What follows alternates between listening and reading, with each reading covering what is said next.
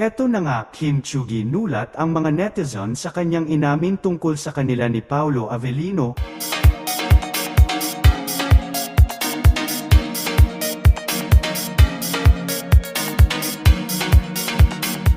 Kapanapanabik nga ang mga nangyari kanina dahil may inamin ang aktres tungkol sa mga nangyari sa kanilang bakasyon.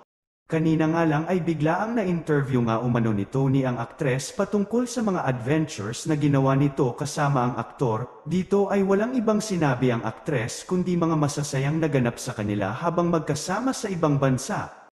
Natuwa nga umano ang mga audience at tila ba kilig na kilig habang nagbabahagi ang aktres. Dito ay tinanong ni Tony kung makakapagbigay siya ng mga nangyari na hindi niya malilimutan at napangiti na lamang ito. Ayon sa aktres, basta naging masaya sila at maraming mga netizen ang nag-aabang sa mga maaring lumabas na balita patungkol dito. Excited pa nga ang fans at netizen tungkol sa susunod na ibabahagi ng dalawa ukol sa kanila. And this are chika for today mga ka-showbiz, sana nag-enjoy kayo. Don't forget to like, share, subscribe and click the notification bell for more updates.